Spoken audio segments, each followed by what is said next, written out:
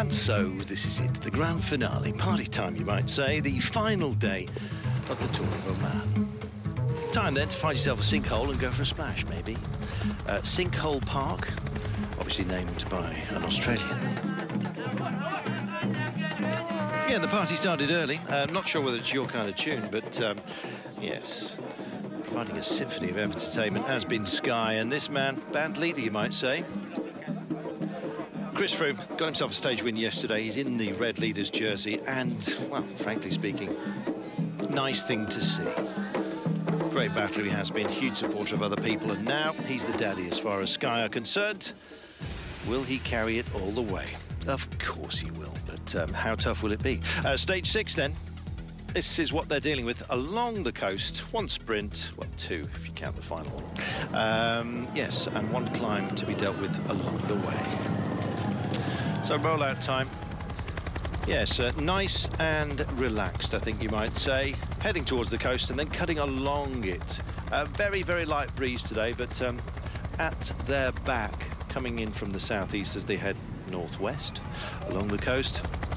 And as a result, pleasant day's cycling. The trace of a speedboat still remaining in the ocean here. Who would have the fast legs on the day?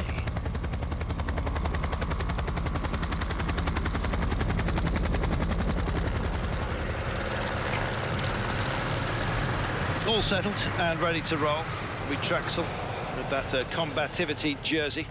The most combative man at the front at the beginning, almost using the commissaire's starter car as a foil, if you like.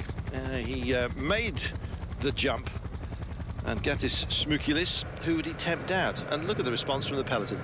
Can't be bothered. No. Let these guys go. A little bit of mathematics right from the very off. Everyone wondering if they are indeed a threat. And the answer, absolutely not. In the overall, none of the trio that gradually formed themselves less than 11 minutes off the pace. 11:06 for Andrea Di Corrado of Bardeni Valvoli in that by now familiar green. We've seen a lot of it here in the Middle East. So joining the man who started it all, Gatis Smukilis, was Di Corrado, and Wesley Crader as well. Former Rabobank Continental.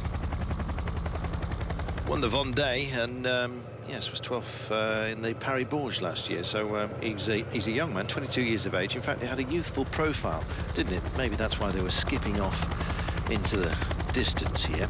Wes Crader with Vacan Soleil these days in their familiar gold and blue with that sunshine logo. Gatis Smukilis for Katusha, still under something of a cloud, that team, waiting for the Court of Arbitration to sport to actually sanction or otherwise their removal from the World Tour. We'll see. So they're kind of under appeal at the moment. And Bardiani Valvoli, like that outfit, I've got to say, attractive, sort of a less harsher Liquigas, who are of course no longer with the sponsors as well. Cannondale they're racing under at the moment, but with a blue stripe to help us identify them. So we whittle on, and the reason is these guys were doing exactly that, whittling their way across the first sprint line.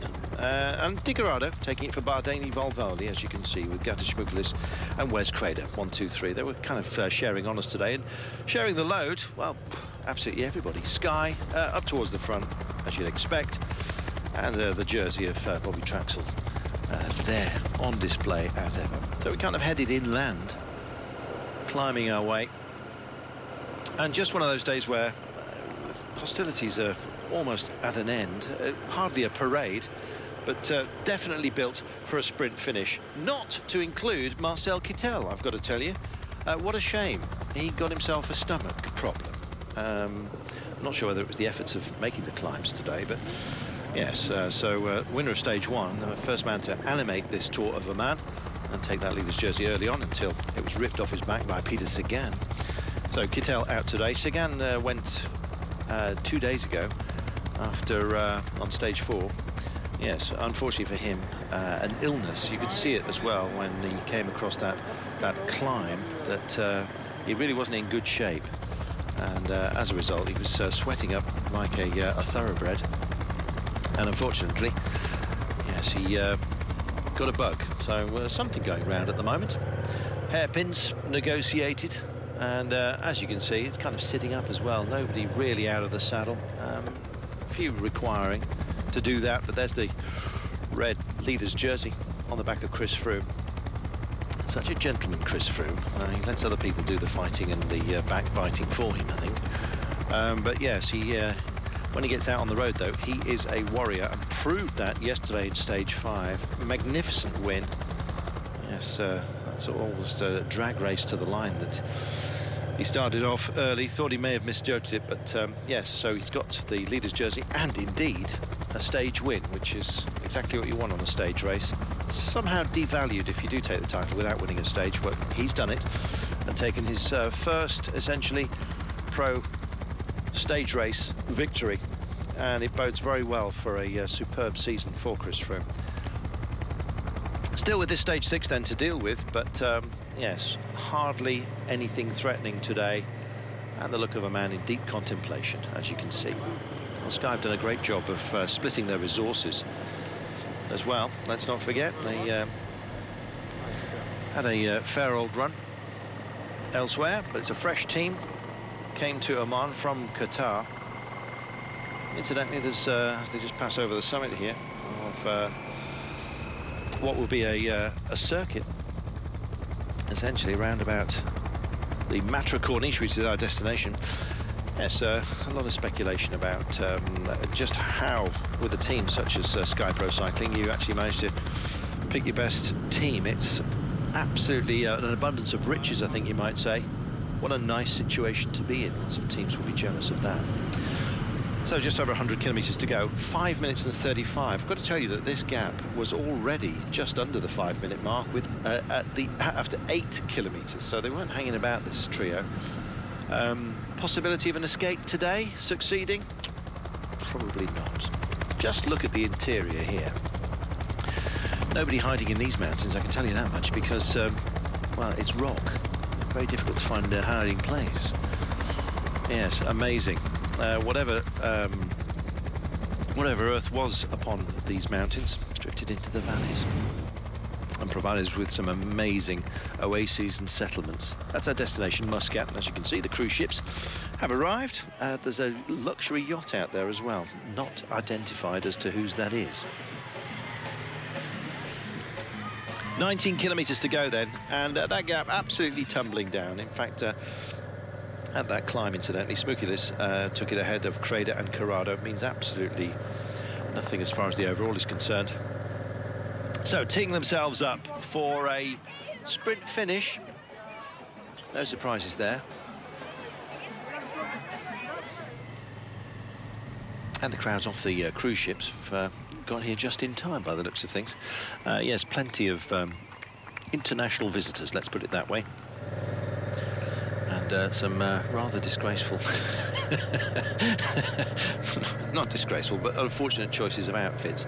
I think cruise ship people don't generally travel terribly well, despite the fact they've got a huge cabin to fill with different kinds of clothing. They always come out in brightly coloured t-shirts and rather distasteful shorts, but anyway, there you go. So, Court and Crook, no, it's the bike that's the problem for Tom Bonan. As the 3 escapees were wound in by an ever-pacey peloton who was just thinking about stage wins. Which team would take something away from this? Hard to take it away from Tom Bonan, the Belgian champion. Back on here, despite the fact that he's not been very well, as they go under one of these amazing fortified arches. Yeah, he's actually back, and well, any other rider, it would have been a great performance for him to come here just anyway, but considering the illness that he's had, it was a bacterial illness that headed towards the elbow, and apparently it was only 8 hours, his doctor told him, from actually losing the arm. So for him to recover from that, and presumably all the antibacterial and indeed and you know, all the what am I trying to say? All the various processes that he had to go through to actually recover from that. It's remarkable here that he's been up there amongst the sprint finishes. So we'll wait and see where Bonan finishes today. So back on, and I'll get my teeth back in, and along the Corniche here. described as spectacular, but it was a little bit too modern for my liking along the way. But some accents back to the days of yore as well. So around the top end, you're kind of familiar to this. You go around these roundabout hairpins. It seems everyone has got a Corniche design in their minds. But designs on victory today as the pace went up for the teams out front. August Shimano, very, very busy out front here. And Tom Bonen just relaying his way back onto the end of the line here. And just catching the back of Van der Berg. And yeah, his team properly marshalled to actually do a proper job for him. Peter Velits, who did such a good job here last year, of course, wearing #1 for that team, but probably thinking about Tom Bonen on the day. So no Kittel, no Sagan to fight for it today. And yeah, a bit testy because they head out into the hillside, if you like, and it's a proper real leg sapper before they come back onto the Corniche. And there you are, that familiar little roundabout. Union Jacks to the fore, we like that. And yeah, the Dutch national flag there. We, of course, do have Nicky Terpstra, who's been busy out there, as he was in Qatar. One man who could be excused for saying he's feeling a little bit peaky. Incidentally, Bradley Wiggins, exactly that. Coming into this event, saying that just overtrained perhaps a little bit. He says that once you come off a proper rigorous winter training, you never quite know whether you're going to sort of fly off the end of that and do well, or indeed whether it's going to sap you just a little bit. And he feels slightly in a deficit coming here, although he's done a great job working for Froome, and indeed often at the front, you know, riding the heartbreak of that opening stage when he got caught. But Bradley here doing a proper job, as you can see, chugging away, dragging everybody up this climb here, but destined, I'm afraid, not to be a feature at the end here today. We'll take a break and then we'll have the run for home, shall we?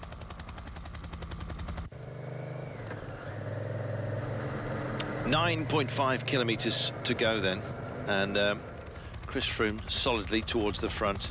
Just thinking about safety today, I think, as they head up towards one of the dams here, which has held back the water that is part of this mountain runoff and feeds the likes of Muscat. Down past some of the older buildings in this part of the world. It's sort of where the money is at the moment. Incidentally, I was talking about some of the castles and indeed fortified gateway entrances as the pace goes up here and they come back to the Corniche. It really has strung out. Chris Froome doing his level best to keep up. Went quickly yesterday, didn't he? That was good to see. But as you can also see, Astana and Božič is here for them, a Slovenian champion. Yes, possibly thinking about doing something spectacular today. We'll see. Never to be counted out. Some other quick names here. Just wait and see what Matt Goss does. His team, Orica Green Edge, not perhaps picked up as much as they would have hoped here. Daryl Impey and Matt Goss will be a feature towards the end, you can be sure of that. And they're just getting themselves into position now. Netap Endura as well. They've been busy on these opening legs of the season as August Shimano. No Kittel here, but they have other quick men as well. John Davencobb may well be a feature towards the end, we'll see. And number 161 there, just coming into view. Gang Zhu from Champion Systems, the Chinese champion. And just look at this, racing across the line with 7.5 kilometres to go. These sapping circuits, but the bell ringing out for them. Indeed, our friends from California have made the trip once again. I see them a lot on the Giro, almost every day. Yes, something that Bradley Wiggins is targeting this year, incidentally. These boats, you can hire them and go for a little cruise on the Corniche area, the sort of bay that they've created here, using the natural topography, I might add. Yes, get yourself a nice lemon pressé with mint sherbet, they called it here. Gorgeous drink. It comes, if you ask for a large one, you do get a dimply pint glass, which is always something of a surprise with a straw in it, but yeah, it's a great fillip. Yes, and the tea here is unbelievable. Very, very sweet. If you ask for it with milk, incidentally, you'll get condensed milk, and it makes it even more punchy. A real pickup. Picking up the pace here as well then. round the top of the roundabout, turn some alternative routes through. As you can see, they're going to have to go out and test those legs again here at speed. Matt Goss thinking about it. Taylor Phinney as well, despite his long stature, is a man that can never be counted out. And yes, Cannondale's Viviani, well, taking over fast man duties from Peter Sagan. Is a bit more of a puncher these days, as you know. He's very much a solid character, can go quickly but prefers it to be a bit lumpier than this. So Viviani the call for Cannondale today. So it's whatever your ambitions are on a route such as this and how you're going to deliver. Just back to those old buildings, I was saying that some of them look rather newly constructed, but I was reminded that there is no sandblasting effect here because it's mainly rock, and a lot of these buildings do happen to be old. They're just beautifully preserved. There you are. So slap on the wrist for me. 5 kilometres to go, and Wiggins just still continuing to do a proper burning job here. And finally, job done. Backs in. Everyone else wobbling around him here as BMC pick it up. They've got something today, and it's in the form of the great praying mantis himself, Taylor Phinney, perhaps. We'll see. Argus Shimano won a piece of this, and you couldn't deny them. They have got fast men, and Sky still wanting to keep Chris Froome in a safe place here. Just needs to finish in that main bunch. Well, they started with 139 riders at the top of the day. Their last look on the other side of the road of the finish line. Yes, 139 riders, and we've clipped that down to around about 80 here as they head back up this little windy road once more. Well, it'll be shed out time for some of those guys who've done a proper team building job. See what I mean about dodgy shorts? There you go. Not you, madam. Bradley Wiggins then has done a proper team player's job here, Sir Bradley as he is, and won't be the only one who can rest up just a little bit and probably take at least that, you know, team player's role away with them as solace for perhaps not delivering or feeling up to scratch. Francis de also coming into the frame here. Argus Shimano there, and Chris Froome constantly ubiquitous at the front. Well, his teammates have been burning themselves one after the other to keep him in the right place, and still they're spread wide across the road, everyone fighting for a proper position as the end game starts to play in this only the 4th edition of the Tour of Oman. It seems like it's been with us for a long, long time. It certainly will be. The riders love it. It's a great way of getting your legs back in, weather virtually guaranteed. And of course, say this quietly, I think they like the hotels as well. Yes, I'm not surprised. I did go to the Riders Hotel, incidentally, ordered myself an espresso. It was £4. And considering that you can get dinner, especially in Qatar, at you know, around about 60 pence. We're talking UK money. Yeah, it sort of tells you that they stay in different places than we do. World champion Philippe Gilbert there up at the front. Clearly the man that BMC have been waiting for, and it's his sort of moment this, and he's giving it a good old go. Can he put some gap between himself and the chasers at a moment like this? Possibly not. We'll see. The burnout rate continues, and yes, Mr. Big Chin, Buchwalter, runner-up in Qatar. He'd done a lot of pacing for BMC today, and he now also done his job and slips off the back here. So final couple of turns as they come into town. Some little building development looks like there. Be a nice view if you get that one. So then down they come. And is it that end game time? Well, the answer is absolutely. But just how far will some of the more ambitious riders out front be allowed to get? Well, we'll see. It does generally come together when we hit a Corniche. You've got to be careful at a very late stage such as this as well. Stein de Volder for Radio Shack wants to be careful coming round the bends here. So easy to clip a pedal on some of the raised paving here. At least they are thinking about pedestrians in this part of the world. You don't often see that, but yes, nice evening stroll. Can't be beaten. Nothing a stroll about this, though. 2 kilometres to go, and the race most certainly on. And all of the quick men are getting to the front here. As you check down, we've got Bozic there, and the Slovenian national champion, stripes across his back. Where's Matt Goss? He's in the frame here. And who have Saxo Tinkoff got? Bernati will be going fast today, you can be sure about that. Vakon Soleil also early animators of the day here.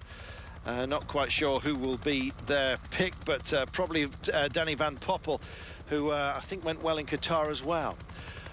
Chris Froome absolutely solid there, but on his own now. He's got one rider with him. Cadel Evans is also in the bunch here, and it's just a question of looking to see who can help you out. Cadel Evans will be working, of course, for Philippe Gilbert, I imagine, today. There we go, and it's time then to start the last rolls of the dice here. Heading for the Flamme Rouge, pace is up. And Tom Bonen just showing his head there as well, which is terrific to see. Vakon Soleil, two men in the frame here. One of those is Danny van Poppel. Sergi Lagotin doing a great lead-out job for him. Well, drifting out to the side of the road. And now is the time to press the go button if you want to go for it here. Well, those at the back, yeah, absolutely paced down. It's up the front where all the action is, and I wish we could get back up there. We're just looking at Dario Cataldo resting up here, and it's just a question of looking and seeing who is there, and Matt Goss is here. He's got a man with him as well. Omega Pharma still out front with a nose ahead. Anybody else? French national jersey just starting to show its shoulders as well here.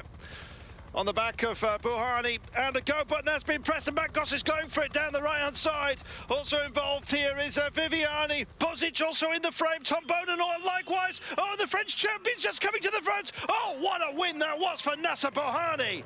Amazing. So many riders to pick here, and the French national jersey nails it.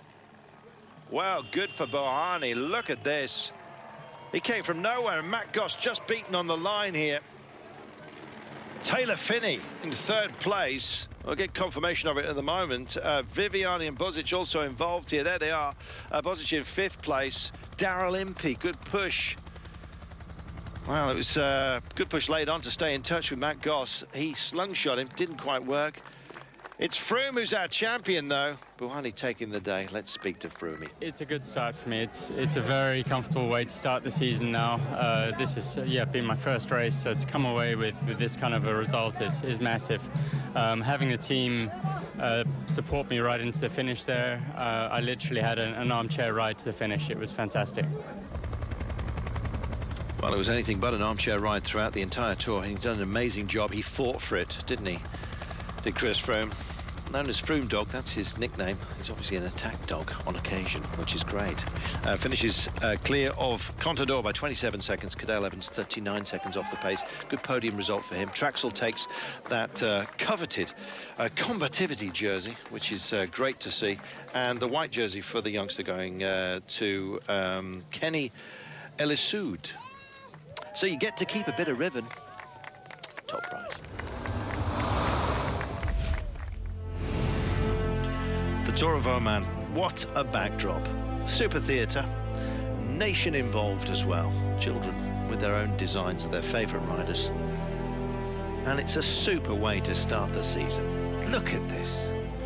Tell you what, if you've got a helicopter, you really can play with it in this part of the world.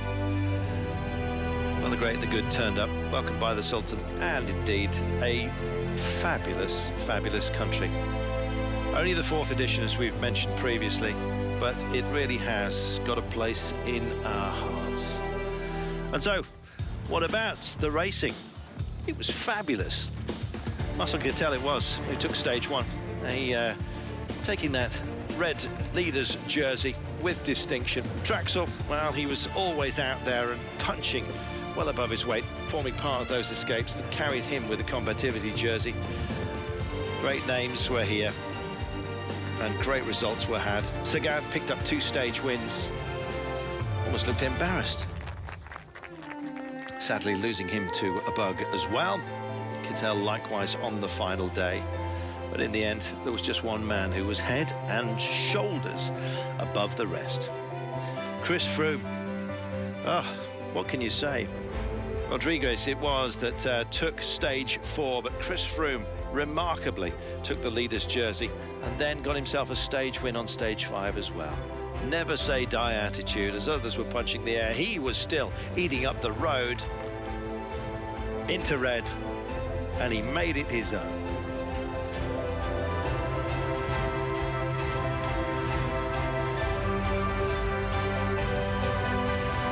Chris Froome, we salute him, and indeed the Sky team have done a great job of just forming themselves into an amazing battling machine over the last few seasons. Buani on the last day, but Froome our champion. My name's Carlton Kirby. Thanks for your company. I've enjoyed it. Hope you have too.